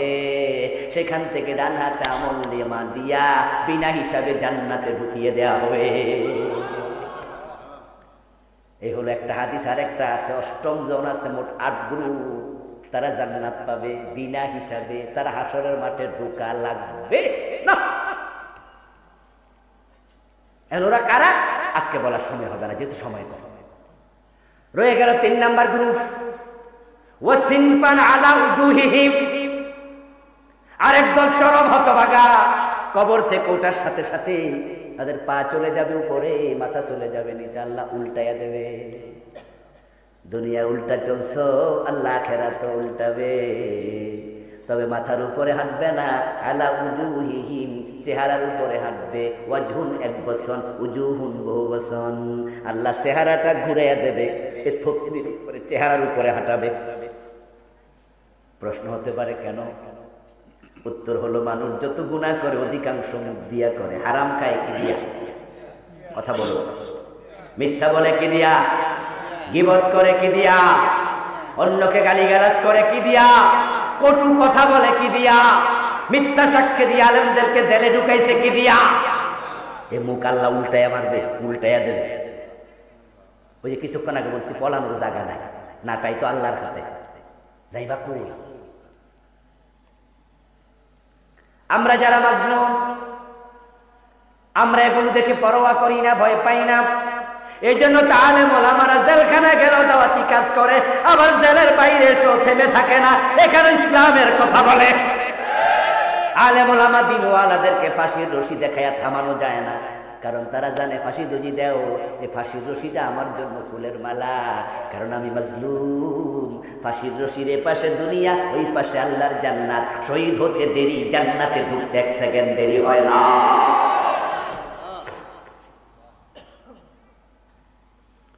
ও প্রিয় ভাইয়েরা আমার, মাজলুমরা ভয় পায় না, কারণ তোমরা ধৈর্য নিয়ে কি করবা? পিটাইবা, মারবা, পেনে ঝুলাইয়া লটকায়া রাখবা, তারপরে জেলে দিবা। There is no problem in it. কারণ রাসূল তো বলেছেন, যদি বিনা দোষে কাউকে একটু আঘাত করে তাহলে আল্লাহ গুনাহ মাফ করে। তাহলে রোল দিয়া বাড়ি দিবা যত জোরে, আমল নামার তত বড় গুনাহটা আল্লাহ ক্ষমা করে দেবে। মুমিনের ব্যাপারটাই তো আশ্চর্যকর, বিস্ময়কর। কারণ মুমিনের যদি সর্দি হয়, কাশি হয়, এত গুনাহ মাফ হয়। হাত্তা শাওকা ইউশাকুহা, রাসূলুল্লাহ বলেছেন, যদি কোনো কাঁটা বিদ্ধ হয়, ওই কাঁটার কারণেও আল্লাহ মুমিনের আমল নামার গুনাহ মাফ করে দেয়। এই জন্য কিছু লোকের কথা বিশ্বনবী বলেছেন, এমন মাজলুম হবে বিনা দোষে জালেমরা কষ্ট দেবে, এমন কষ্ট দেবে, এমন ভাবে কষ্টের কারণে গুনাহ মাফ হবে, তার আমলনামায় কোনো গুনাহ থাকবে না। শীতকালে এমন কিছু গাছ আছে যে গাছের পাতা জড়তে জড়তে গাছে একটা পাতাও থাকে না। আমার রাসূল ওই গাছের সাথে উদাহরণ দিয়া বলে, কিছু লোক আছে জুলমের কারণে, মাজলুম হওয়ার কারণে এমন ভাবে গুনাহ মাফ হয়, তার আমলনামায় কোনো গুনাহ থাকে না।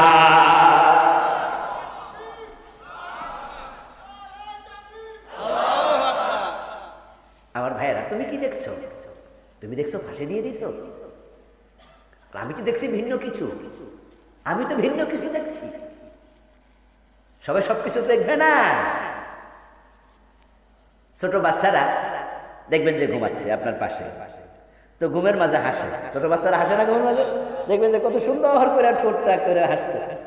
আবার ছোট বাচ্চাদেরকে দেখবেন মাঝে মাঝে ঘুমের মাঝে কেঁদে দেয়। এর মানে হলো সে এমন কিছু দেখেছে, দেখে হাসতেছে, যেটা তার বাবাও কথা কয় না। তার বাবা পাশে বসে আছে, মা পাশে বসে আছে, অথবা মা কোলে লইয়া বসে আছে, ওই বাচ্চা কিন্তু কোলের মাঝে ঘুমায় ঘুমায় হাসতেছে। অর্থাৎ সে ঘুমে এমন কিছু দেখেছে যা তার মা দেখেনি। তারপরে আবার ঘুমের মাঝে কান্দা ওঠে। ঘুমের মাঝে কানলে মা কয়, বাবু বাবু কাঁদিও না, কাঁদিও না, বাবা গো, শোনা গো। বাচ্চা ঘুমে এমন কিছু দেখেছে যা কোলে নেয়া মাও দেখে নাই। তুমি দেখছো ফাঁসিতে ঝুলাই দিছো, তুমি দেখছো জেলে ঢুকাই দিছো, তুমি দেখছো মারতেছো। আমরা তো ভিন্ন কিছু দেখি। আমার রাসূল বলেন, যত বড় জুলুম হবে আল্লাহ তত বড় গুনাহ মাফ করে দেবে। আমরা তো গুনাহই ক্ষমা চাই, ঠিক কিনা? কিসের কিসের ভয়? শাহাদাত তো আমাদের তামান্না। আমরা তো দোয়াই করি, আল্লাহ আমাদের শহীদি মৃত্যু দাও, ঠিক কিনা? কিন্তু তোমরা হতভাগা, উল্টা চলেছ, আল্লাহ উল্টাইয়া দেবে। আর যারা উল্টে উল্টে হাসরের ময়দানে রওনা দেবে, তারা হাসরের ময়দানে পৌঁছতে পারবে না। ইউরাফুল মুজরিমুনা বিসীমাহুম ফায়ুখাযু বিন-নওয়াসি ওয়াল আকদাম। ফেরেশতারা দেখে কপালের চুলের অগ্রভাগে ধরবে, কদমের তলায় ধরবে, ধরে ফুটবলের মতো গোল বানাইয়া জাহান্নামে ফেলে দেবে। ফালা নুকিমু লাহু ইয়াউমাল কিয়ামাতি ওয়াজনা। আল্লাহ বলেন, এই জাতীয় জালেম পাপিষ্ঠগুলোর জন্য আমি মিজানের পাল্লা দাঁড় করাবো না, তাদেরকে হাসরের মাঠে ঢুকতেও দেব না, বিনা হিসাবে জাহান্নামে ফেলে দেব। এখন হাসরের মাঠ হলো এর পরের পর্ব। 9টা বলছিলাম, 9টা পর্বের মাঝে হাসরের মাঠ। এর পরেরটা, হাসরের মাঠে যাওয়ার পরে আবার মানুষ থাকবে 50,000 বছর। সেখানে কষ্ট সহ্য করতে পারবে না, তাই নবীর কাছে যাবে, ওই নবীর কাছে যাবে, ও নবী সুপারিশ করো। আদম বলবে পারবো না। মুসার কাছে যাও, মুসা বলবো পারবো না। ঈসার কাছে যাও, একটা হাদিস আছে না? শেষ পর্যন্ত রাসূলুল্লাহর কাছে আসবে, রাসূল সুপারিশ করবেন, তখন বিচার শুরু হবে। বিচার যখন শুরু হবে তখন আমলনামা ওজন হবে, যেই যাতে ওজন করবে সেটার নাম মিজান। কি নাম? আল ওয়াজনু ইয়াউমাইযিনিল হক। রাসূলুল্লাহ বলেন মিজান, আল্লাহ বলেন মিজান সত্য, সেদিন ওজন করা হবে। আলোচনার শুরুতে মিজান নিয়ে কিছু কথা বলে ফেলেছি। যার আমলনামায় সামান্য উকুনের ডিম পরিমাণ সওয়াব বেশি, সে জান্নাতি। যদি মিজানের পাল্লা সওয়াব বাড়াইতে চান, নেক আমল করা দরকার আছে না নাই? দোকানে বসে আছেন, কাস্টমার নাই, সুবহানাল্লাহ পড়েন, আলহামদুলিল্লাহ পড়েন, আল্লাহু আকবার পড়েন, লা ইলাহা ইল্লাল্লাহ পড়েন, দুরূদ শরীফ পড়েন। আপনি যদি জিকিরে করতে থাকেন, ফেরেশতারা আপনার সওয়াব লিখতেই থাকবে। রাতের বেলা ঘুম আসে না, জিকির করতে থাকেন, ফেরেশতা সওয়াব লিখতে থাকবে। আমার প্রিয় ভাইরা, আমল নামাজ সওয়াব দিয়ে পরিপূর্ণ করুন। শ্বাস পাইলে দান সাদাকা করুন, 2 রাকাত নামাজ পড়ুন, যত বেশি পারেন আমল করুন, আমল করুন, আমল করুন। আমল বেশি করলে তো মিজানটা ওজন হবে। তারপরে হিসাব নিকাশটা সেটা বই আকারে দেবে, মিজানে ওজন করবে। আল্লাহ কাউকে পড়তে বলবে, কাউকে পড়তে বলবে না। আমি এই বিষয়ে কথা কিছু বলে ফেলেছি। আমরা আল্লাহর কাছে দোয়া করি, আল্লাহ তুমি আমাদেরকে সহজ হিসাব নিও না, পইরা তুমি রহমত দিয়া ঢেকে মাফ করে দিও। আল্লাহর কিছু প্রিয় বান্দা আছে যাদেরকে আল্লাহ সেদিন শিখে নিজে মাফ করবেন, অন্যদের সামনে শরম দেবেন না, রহমত দিয়ে সিক্ত করে দেবেন। রাসূলুল্লাহ বলেছেন, আল্লাহর কিছু বান্দা আছে যাদেরকে আল্লাহ ভালোবাসেন, কিন্তু তারা গুনাহগার, গুনাহও আছে অনেক, কিন্তু এমন কিছু কাজ করছে যে কাজে আল্লাহ খুশি হয়ে গেছে। কোন কাজে আল্লাহ খুশি হয় বোঝা বড় কঠিন। শুধুমাত্র কুত্তারে পানি খাওয়াইয়া একটা পতিতা ক্ষমা পাইছে, এমন হাদিসও আছে। পিপাসিত কুকুরকে পানি খাওয়াইছে, আল্লাহ সব মাফ করে দেয়।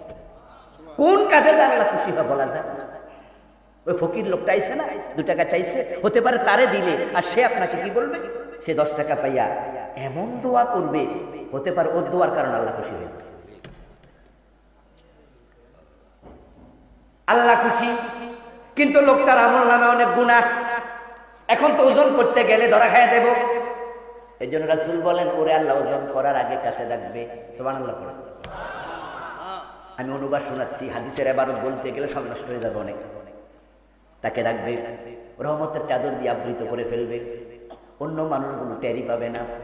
এবার রহমতের চাদর দিয়ে কাছে টেনে আল্লাহ তাআলা বলবে, ও বান্দা, অমুক দিন অমুক গুনাহ করছো, মনে আসেনি? অমুক দিন অমুক জায়গায় এই গুনাহ করেছো, তমুক দিন অমুক এই কাজ করছো, এই জায়গায় এই গুনাহ করছো। যখন সে স্মরণ করবে, আল্লাহ স্মরণ করে দেবে। রাসূলুল্লাহ বলেন, তখন সে ধারণা করবে, ইন্নাহু ওয়ারাআ আন্নাহু মিন হালাকিন নাস। সে ধারণা করবে সে তো ধ্বংসপ্রাপ্ত মানুষদের একজন, এ তো জাহান্নামী হয়ে যাবে। মনটা ছোট করে ফেলবে, হায় রে আমার আল্লাহ দেখি সব স্মরণ করাইয়া দিতেছে, এর মানে হলো আল্লাহ আমার মনে মাফই করে নাই। এবার আল্লাহ তাকে বলবে, বান্দা মন খারাপ করিস না, এই গুনাহগুলো দুনিয়ায় গোপনে রেখেছিলাম, আজকেও গোপনে ক্ষমা করে দিলাম।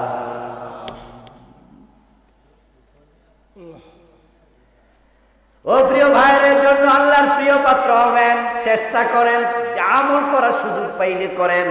তারপরে সেখান থেকে এবার হলো আমল নামার হিসাব নেয়ার পরে মানুষদেরকে আল্লাহ পাক রব্বুল আলামিন এবার বলবেন, যাও হাউজে কাউসারের একটা জায়গা আছে, হাউজে কাউসার নিয়ে লম্বা আলোচনা আজকে করা যাবে না, সময় হবে না। তারপরে এবার বলবেন, ফুলসেরাত পার হইয়া জান্নাত। ফুলসেরাত পার হওয়ার জন্য ঈমানের কোনো বিকল্প নেই। ফুলসেরাত बाल से बारी एक तबिल से दार है, उसका नीचे एक दरिया आग से लबरीज है। ফুলসেরাত এমন এক জায়গায় স্থাপন করা হবে যার নিচে থাকবে জাহান্নামের আগুন। قال النبي صلى الله عليه وسلم يضرب الصراط بين ظهراني جهنم। জাহান্নামের পিঠের উপরে ফুলসেরাত বানানো হবে। ওহুয়া দাক্কু মিনাশ শারা ওয়া হাদ্দু মিনাস সাইফ, যেটা হবে চুলের চেয়ে চিকন, তলোয়ারের চেয়ে ধারালো। ওটা পার না হইয়া জান্নাতে যাওয়া যায় না। وإن منكم إلا واردها كان على ربك حتما مقضيا কোরআনে আল্লাহ বলেন ওখানে না যাইয়া কোনো মানুষই পার পাবে না। চুলের চেয়ে ধারালো, তলোয়ারের চেয়ে চুলের চেয়ে চিকন, তলোয়ারের চেয়ে ধারালো। আগুনে জাহান্নামের উপরে, জাহান্নামের আগুন সাদা না কালো জানেননি? কালো, নিকশ কালো। আগুন বানায়া 3000 বছর, 1000 বছর পুরাইছে, আগুন হলো লাল। 1000 বছর পুরাইছে, আগুন হলো সাদা। 1000 বছর পুরাইছে, ফাহিয়া সাউদাউন মুসলিমা, নিকশ কালো। এমনি জাহান্নামের আগুন কালো। এটা আবার চুলের চেয়ে চিকন, তো দেখবেন কেমনে? চোখে তো দেখাই যাবে না, তো পার হওয়া তারও দূরের কথা। এজন্য পার হতো ঈমান ঈমান ঈমান ইয়াওমা তারাল মুমিনিনা ওয়াল মুমিনাতি ইয়াসআ নূরুহুম বাইনা আইদিহিম ওয়া বিআইমানিহিম বুশরাকুমুল ইয়াওম জান্নাতুন তাজরি মিন তাহতিহাল আনহার। আল্লাহ বলে ও নবী আপনি সেদিন দেখবেন যারা ঈমানওয়ালা, ঈমান নিয়ে মারা গেছে, ঈমান নিয়ে মরতে হবে। শিরিক করিও না, কুফর করিও না, নেফাকে ইতিকাদি করিও না। শিরিক চলছে বাংলাদেশে এভেলেবেল, শিরিক করলে ঈমান থাকে না। কুফর চলছে এভেলেবেল, কুফর করলে ঈমান থাকে না। নেফাকে ইতিকাদি কলবে জায়গা দিও না, নেফাক কলবে ঢুকলে ঈমান মরে যায়। আর যদি ঈমান না থাকে তুমি পুলসেরাত পার হওয়ার কোনো সুযোগ নাই। ও নবী আপনি দেখবেন যাদের ঈমান আছে পুলসেরাতের গোড়ায় যাওয়ার সাথে সাথে ইয়াসআ নূরুহুম, তাদের ঈমানের নূর জ্বলতে শুরু করবে।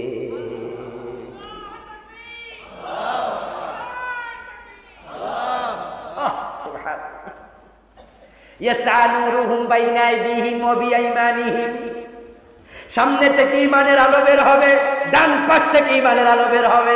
যার ঈমান নাই তার আলো নাই, সে জাহান্নামে পড়ে যাবে। এই জন্য ঈমানের যত্ন করুন। কুফর নিয়ে আমার আলাদা বই আছে, বাংলাদেশে চলমান 56টা কুফর আমি লিখেছি ওই বইতে। শিরক নিয়ে আমার আলাদা বই আছে, ছোট্ট বই, চলমান 29টা লিখেছি। এগুলো বেঁচে থাকার জন্য, জীবনের জন্য খুবই জরুরি। ঈমান নিয়ে মরবেন, মিলে যাবে পুলসেরাত পার হওয়ার পথেও। এখন পার হবে কেমনে? আরে হাদিসগুলো আমি যখন লিখেছি এই বইতে, কোনো জায়গায় আপ্লুত হয়েছি, কোনো জায়গায় বিপর্যস্ত হয়েছি। আমার রাসূল বলেন সেদিন পুলসেরাত পার হওয়ার সময় আল্লাহর নবী ছাড়া কেউ কথা বলবে না। আর নবীদের একটাই কথা হবে আল্লাহুম্মা সাল্লিম, আল্লাহুম্মা সাল্লিম। নবীরা পর্যন্ত বলবে আল্লাহ আমারে নিরাপদে পার করো, নিরাপদে পার করো, নিরাপদে পার করো।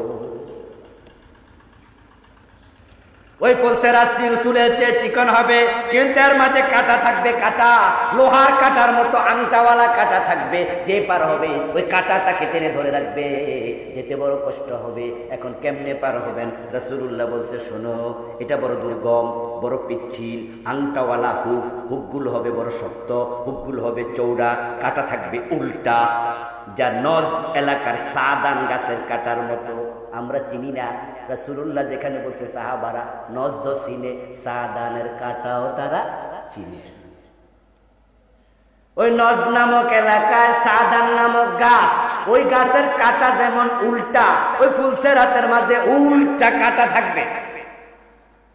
তারপরে এবার সেই ফুল দিয়া যখন কেউ যাবে আমলের আলোকে, যার আমল বেশি রাসূল কয় কেউ চোখের পলকে পার হয়ে যাবে। চোখের ফলক বোঝেন? 1 সেকেন্ডও লাগে না। সুবহানাল্লাহ পড়ে না? চোখের ফলক করতে মাইক্রো সেকেন্ড লাগে। 60 সেকেন্ডে 1 মিনিট, 60 মাইক্রো সেকেন্ডে 1 সেকেন্ড। চোখের ফলক ফেলতে কয়েক মাইক্রো সেকেন্ড লাগে। রাসূল বলে এমন কিছু লোক পুলসেরাত পার হবে যাদের আমল এত বেশি 1 সেকেন্ডও লাগবে না। কেউ পার হবে বিদ্যুতের গতিতে, বিদ্যুতের গতি প্রতি সেকেন্ডে 1,86,000 মাইল। কেউ পার হবে বাতাসের গতিতে, কেউ পার হবে দ্রুতগামী ঘোড়ার গতিতে। রাসূলুল্লাহ বলতেছেন এভাবে পার হবে লোকেরা। আল মুমিন আলাইহা কাত-তারফ কাল বারক কাররিহ কাজাবিদিল খাইল ওয়ার রিকাব। রাসূলুল্লাহ বলছেন এক একজন এক এক ভাবে পার হবে। বলতে বলতে বললেন যার ঈমান সবচেয়ে কম তাকে নূর দেয়া হবে আঙ্গুলের মাথা পরিমাণ। ঈমান আছে, তবে ঈমানটা খুবই দুর্বল, খুব কম। শিরিক কিরিক করে নাই, কুফর টুফর করে নাই, কিন্তু অনেক অন্যায় টন্যায় করছে। তো শিরিক, কুফর, নিফাক এই তিনটা যদি না থাকে আপনি সৌভাগ্যবান। সুবহানাল্লাহ বলেন। এটা বিশাল অর্জন। শিরিক না কর, কুফর না কর। শিরিক আর কুফর করে হজ করে লাভ নাই। কোটি টাকা যাকাত দিয়ে লাভ যদি শিরিক আর কুফর করে, নেফাক অন্তরে ঢুকে যায়, উপায় নাই। নেফাকগুলো চিহ্নিত করবেন। আমি নেফাক নিয়ে আলাদা বই লিখেছি, 28টা লিখছি নেফাকের আলামত। বাংলাদেশের লোকেরা 3টা জানে, কথা বলে মিথ্যা বলে, ওয়াদা করলে খেলাপ করে, আর এটা কি আমানত রাখলে। অথচ আমি হাদিস কোরআন থেকে 28টা লিখেছি। এই 3টা ঈমান যায় না, এগুলো কবিরা গুনাহ। এমন নেফাক আছে ঈমানই চলে যায়, যেটা দেশের লোকেরা অনেকে পড়েই না, জানি না। আমার প্রিয় ভাইয়েরা, এখন আপনি ঈমান আছে একবারে কম, রাসূল বলে তাকে নূর দেয়া হবে আঙ্গুলের মাথা পরিমাণ। এখন আঙ্গুলের মাথা পরিমাণ নূর দিয়া সে পার হইতে কষ্ট হবে। এই নূরটা জ্বলে উঠবে, তখন সে হামাগুড়ি খাই। হামাগুড়ি পর্যন্ত ছোট বাচ্চারা ছোট গলায় এরকম হাঁটে না, হাঁটুতে আর হাত দিয়া, এদেশে হামাগুড়ি করে পাই, ক্রলিং করে। রাসূল বলেন ওই নূরটা জ্বলে উঠবে, সে ক্রলিং করবে, ক্রলিং করে একটু আগাবে, নূরটা নিভে যাবে। নূরটা যখন নিভে যাবে তখন সে থেমে যাবে। কিছুক্ষণ পরে নূরটা আবার জ্বলে উঠবে, আবার যাবে। এভাবে কষ্টে আস্তে আস্তে আস্তে আস্তে করে করে লোকটা শেষ পর্যন্ত পৌঁছে যাবে ওই পারে। যেই পারে পৌঁছবে তখনই ফেরেশতারা চিৎকার দিয়া ঘোষণা করবে জান্নাতুন তাজরি মিন তাহতিহাল আনহার, তুমি জান্নাতে চলে এসেছো। তাহলে ফুলসেরাতের এই পারে হাসর, ওই পারে জান্নাত। এখন ওই জান্নাতে যেতে হলে ফুলসেরাত পার হওয়া লাগবে। আর যারা পার হইতে পারবে না, উপায়। এবার জান্নাত কেমন, জাহান্নাম কেমন, এ নিয়েও বইতে বিস্তারিত লিখেছি। আজকে আর ওয়াজ করলাম না, 11:15 বেজে গেছে। আমার ভাইয়েরা, আখিরাত মুখী জিন্দেগি গঠন করার তৌফিক আল্লাহর কাছে আমরা কামনা করছি। হে আল্লাহ, আমাদের সকলকে আজকের সামিয়ানার নিচে যেভাবে একসাথে বসে আছি, তোমার জান্নাতের বাজারে আমাদেরকে একসাথে করে দিও, বলেন আমিন।